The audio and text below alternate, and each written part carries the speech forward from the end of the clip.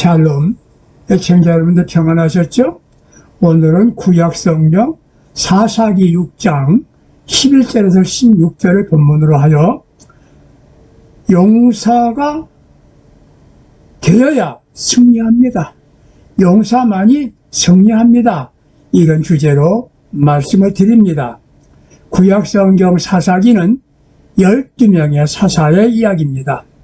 사사란 말은 히브리 말로 쇼페트인데 재판하는 일과 다스리는 일을 하는 지도자를 가리켰습니다. 이스라엘 지도자 여호수아 이후 BC 1390년부터 340년간 이방인의 압제에서 구원자를 세우신 이들이 사사였던 것입니다. 사사 중에 6번째 사사가 바로 기드온입니다. 그는 므낫세 지파 출신입니다. 기드온이 사사가 되기 전 7년 동안 이스라엘 사람들은 미디안을 통해서 고난과 시련을 당하고 있었습니다. 사사기 6장 6절에 나라는 쇠하게 되었습니다. 이 말은 가난하게 되었단 말이지요. 가난이 무엇입니까? 정상적으로 먹고 입고 사는데 많이 턱없이 부족하다는 말이지요. 황폐해졌다는 말입니다. 거기에 추수 때가 되면 추수한 것을 미디안 사람들이 곡식을 모두 빼앗아갑니다. 기드온은 밀을 타작하는데 포도주 틀에서 하고 있었습니다. 타작은 원래 넓은 마당이나 들판에서 하게 되어 있는데 그렇게 하면 곡식을 미디안 사람들에게 빼앗기기 때문에 숨어서 타작한 겁니다. 이때 천사가 나타나서 기도를 보고 용사여, 용사여 라고 말합니다. 용사란 말은 히브리 말로 기뻐도 해야 할 일인데 즉 해석을 하면 능력 있는 사람이요 유력한 자, 재산과 동망, 세력을 겸비한 분 이렇게 의미를 두는 것입니다. 아무것도 두려워하지 않는 사람이란 뜻이지요. 놀란 건 바로 기드온입니다. 왜 자신을 제일 잘 알기 때문이지요. 이권 때문에 피곤한 사람 얼마나 많습니까? 스스로 점검해 봅시다. 나는 지도자인데 용사인가? 지도자도 귀하지만 지금은 용사가 필요한 때입니다. 사랑하는 애청자 여러분, 오늘부터 용사가 되어지기를 기대합니다. 우리 주님은 베드로를 반석이라고 했습니다. 기드온을 향하여 하나님은 용사로 말했습니다. 겁쟁이 기드온 아닙니까? 기드온 자신이 말합니다. 사사기 6장 15절에 오 주여 내가 무엇으로 이스라엘을 구원할 수 있습니까? 보소서 나의 집은 므낫세 중에 극히 약하고 나는 내 아버지 집에서 가장 작은 자입니다. 사랑하는 시청자 여러분들, 여러분들이 용사여야만 합니다. 군의 계급이 있을 터인데 1등병부터 있지요. 장군이라고 다 용사가 아닙니다. 승리를 치유하는 장군이 용장이지요. 우린 적은 이익 때문에 대해서 안 될 일에 대해서 이해하면 안 될 일에 대해서 예스할 때가 있습니다. 공유를 말해야 되는데 눈치 보면서 넘어갑니다. 이 꼴에 절대 말 못합니다. 신앙인은 용사여야만 합니다. 용사만 승리할 수 있습니다. 용사 아니면 승리의 주인공이 되지 못합니다. 누가 용사입니까? 사사기 6장 12절에 기도를 용사라고 했습니다. 첫째, 하나님께서 함께 하시면 승리의 용사가 되는 것입니다. 여러분 잘 아시는 사무엘상 17장에 보게 되면 이스라엘을 모독하는 골리앗을 누가 물리쳤습니까? 다윗입니다. 다윗은 소년이요 목동입니다. 그는 승리한 용사입니다. 그런데 하나님이 함께 하셨기에 승리한 용사가 된 겁니다. 용사란 용맹이 있고 아무것도 두려워하지 않는 사람을 말하지요. 기드온은 곡식을 물론 씨앗까지 빼앗아간 것을 피하기 위해서 포도주 들여서 숨어서 타작하는 비겁한 사람 아니었습니까? 그런데 그를 사용하여 하나님은 용사라고 말합니다. 기드온은 하나님의 사자를 만난 이후에 용사가 된 겁니다. 하나님이 함께 하십니다. 하나님께서는 누구와 함께 하시나요? 자신을 위해 사는 사람과 함께 하는 것이 아니에요. 하나님의 영광 위에 사는 사람이 용사입니다. 즉 사명을 위해 살 때 용사가 되는 겁니다. 지금까지 자신을 위하여 살아온 기드온이었지요. 하나님의 사자를 만난 이후에는 하나님의 영광을 위하여 민족을 위하여 일하는 존재로 바뀝니다. 이것을 알아야 합니다. 내가 나를 위해 살 때 사람은 초라해집니다. 민족을 위하여 살고 더 나아가 하나님의 영광을 위해 살면 그분이 바로 큰 용사인 것입니다.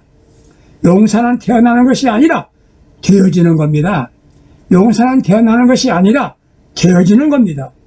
용사가 승리합니다. 사랑하는 애청자 여러분들은 하나님께서 여러분과 함께 하십니다. 이제부터 용사로 사시기 바랍니다. 이스라엘 애굽에서 가나안으로 인도한 모세는 위대한 사람입니다. 그의 후계자 여호수아에게 하신 말씀, 내가 너와 함께 하리라. 여호수아서 1장 9절이지요. 여호수아는 그때 용사입니다. 사명을 수행했습니다. 내가 너와 함께 하리라. 승리를 원하십니까? 승리를 원하십니까? 용사가 되셔야 합니다. 기드온이 의문이 생깁니다. 내가 용사라고? 그래서 하나님께 요청을 합니다. 하나님, 그렇다면 나에게 증거를 보여주세요. 제단을 쌓고 연락해 주세요. 하나님의 사자가 만났습니다. 사사기 6장 20절에 죽을 줄 알고 겁을 냅니다. 죽지 않게 됩니다. 하나님 아버지, 양털로 하나님께 증거를 요청합니다. 양털 위에 이슬이 있고 땅에는 이슬이 없게 해달라고 부탁을 했습니다. 그대로 됐습니다. 또 한 번 요청합니다. 땅에는 이슬이 있고 양털에 이슬이 없게 해주세요. 하나님께 기도원 용사 삼으시려고 하나님께서 함께 하시고 역사하시는 증거를 보여주셨습니다. 기도는 소심하고 의문이 많은 사람인데 하나님이 함께 하신 걸 본 겁니다. 그것을 보고 하나님께 함께 하시면 확신했습니다. 우리는 하나님과 함께 할 수 없는 부족함에도 불구하고 지금 함께 하시는 것입니다. 왜 믿지 않습니까? 용사입니다. 용사입니다. 두 번째 누가 용사입니까? 개혁자가 용사입니다. 기도는 종교개혁을 했습니다. 개혁이 무엇입니까? 버릴 것을 과감하게 버리는 겁니다. 원래 모습으로 다시 모양을 갖춤이란 의미인 것입니다. 그때 하나님께서 말씀하십니다. 아버지가 제일 싫어하는 게 무엇입니까? 바로 우상을 섬기는 거였습니다. 그때 하나님께서 말씀하신 대로 기드온은 바알의 제단을 파괴시켰습니다. 아세라상을 찍어 부셨습니다. 사사기 6장 28절. 이게 기드온의 종교개혁입니다. 이는 목숨을 걸고 한 일이지요. 하나님께서 이스라엘을 떠나고 7년 동안 고통스러운 생활을 하게 한 원흉이 우상 숭배인 것을 알았기 때문입니다. 하나님께서 싫어하시는 게 우상입니다. 그럼에도 출애굽할 때부터 가나안의 성창을 해서 살 때까지 각종 우상이 선민들의 삶 속에서 침투해 있었습니다. 계속 우상 숭배하는 이들이 계속됩니다. 그럼에도 어떻게 우상을 부셔버리는가? 기도는 목숨을 걸고 우상을 다 때려부셨습니다. 그럼에도 하나님 원하시는 대로 순종하고 실천한 겁니다. 이는 불타는 신앙의 열정이지요. 용사입니다. 그렇습니다. 용사만이 승리할 수 있습니다. 믿음의 용사 기도의 생명은 하나님이 보호하셨습니다. 누구도 손가락 하나 움직이지 못하도록 하셨습니다. 개혁입니다. 사람들이 자신이 편리한 대로 살려고 합니다. 새롭게 한다, 갱신한다는 말은 말은 하기 좋아하지만 실제는 좋아하지 않아요. 지금 용사가 필요한 시대입니다. 그래서 하나님은 용사를 찾으십니다. 용사는 과감하게 바꿀 수 있는 사람입니다. 아니, 원칙으로 돌아오면 그게 바로 개혁이지요. 원칙이 무엇인가요? 성경입니다. 성경으로 돌아가는 것이 개혁입니다. 오늘 교회가 성경적입니까? 누구를 위해서 교회가 존재하는 겁니까? 교회의 주인은 예수님이라고 말하죠? 맞죠? 말은 그렇게 하는데 예수님이 주인이 아니에요. 목회자가 주인이랍니다. 아니, 장로가 주인이라네요. 성전은 예배하는 집이죠. 그런데 누구를 예배하나요? 말은 하나님께 영광 돌린다고요? 사람을 위한 예배지요. 아닙니까? 주성서라는 말 아십니까?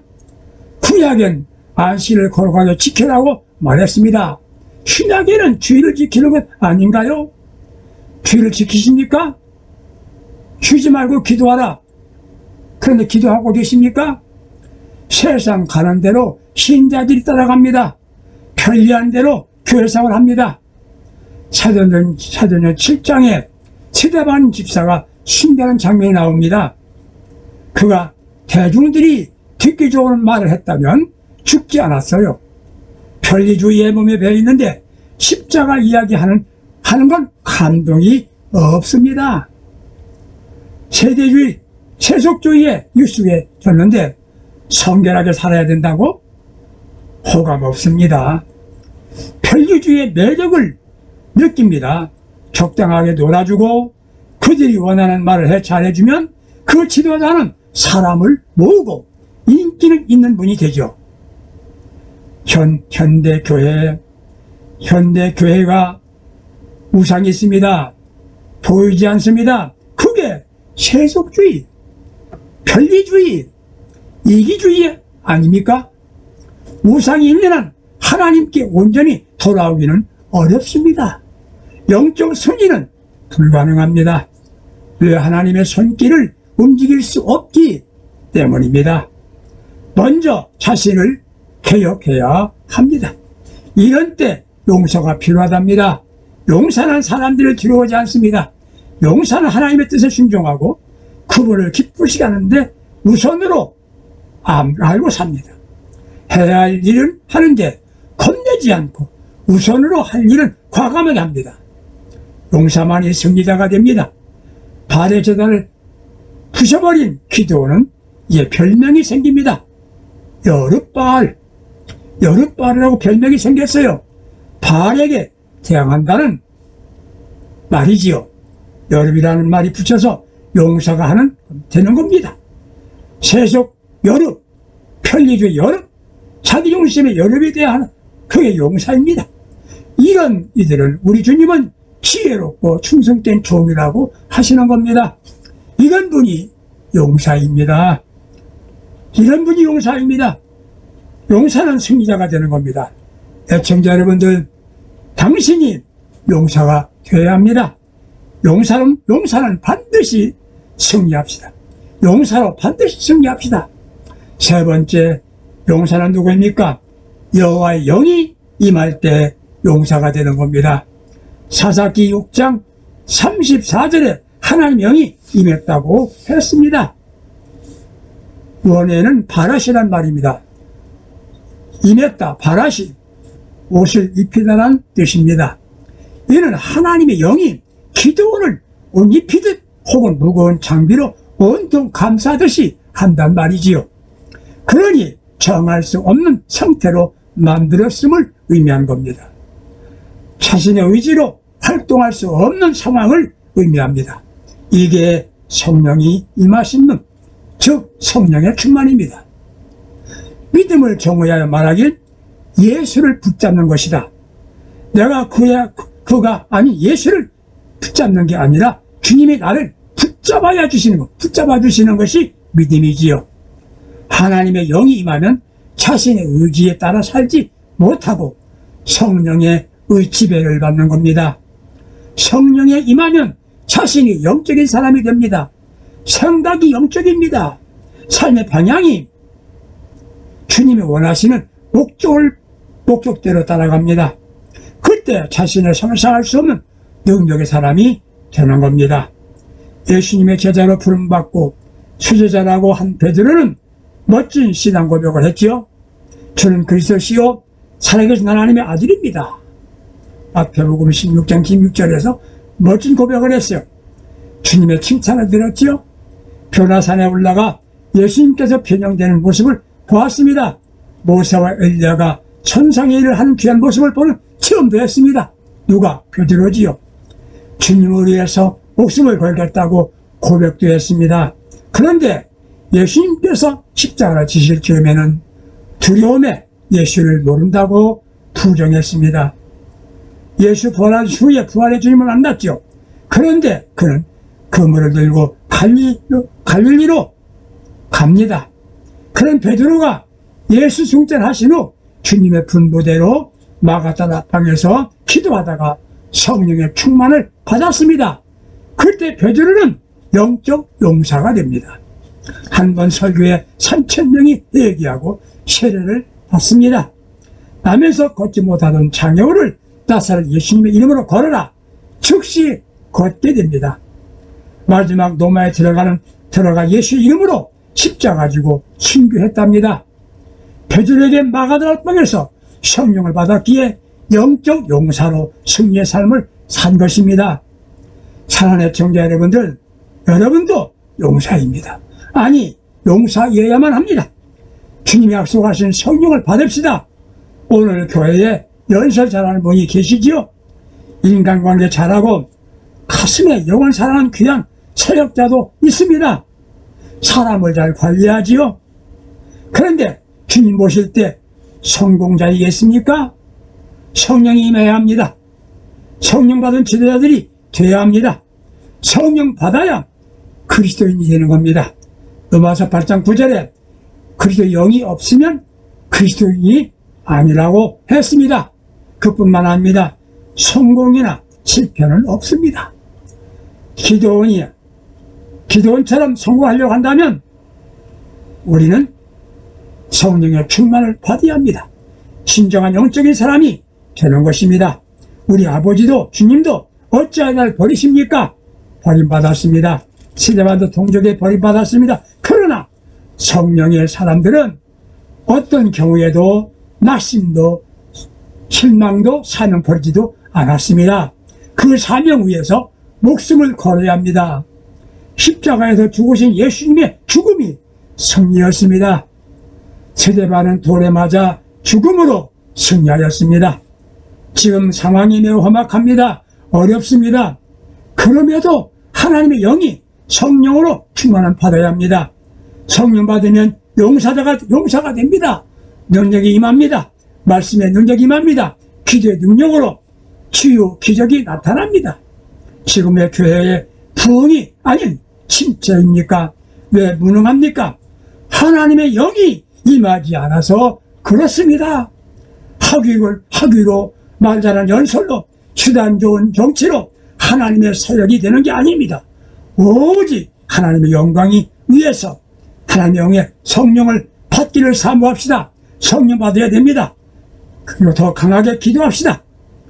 나도 아니 내가 먼저 성령 받아야 한다는 절실감을 갖고 사모하며 간구하다가 모두 성령 충만 받아 승리의 용사로 삽시다.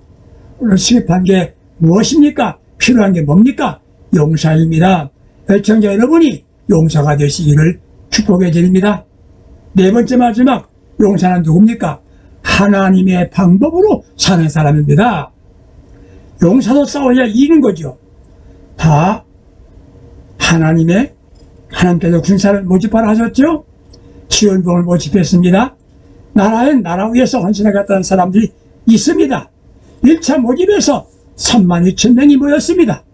하나님께서 너무 많다, 너무 많아, 줄여라. 아니 미디안 군인들은 14만 5천 명인데 32,000명이 많다고요? 하나님은 비교하지 말라는 거지요. 머리와 눈으로 보고 비교하면 하나는 방법이 아닙니다. 전쟁과 죽음이 두려운 사람을 다 가라고 보내라고 했습니다. 보냈지요. 22,000명이 돌아갔습니다. 걱정할 마음은 일반 사람들도 가졌겠죠. 기도는 갖지 않았습니다. 1만 명입니다. 하나님께서 말씀합니다. 많다 많아 그러십니다. 고된 훈련시키고 물을 마시게 하라. 9,700명은 목마름을 해결하기 위해서 무릎을 꿇고 고개를 숙여 물을 마십니다. 저 사람들은 다 집으로 보내라. 남은 것은 300명밖에 남지 않았습니다. 하나님께서는 14만 5천 명 숫자는 문제가 아닙니다. 하나님 방법으로 하면 되는 것이지요.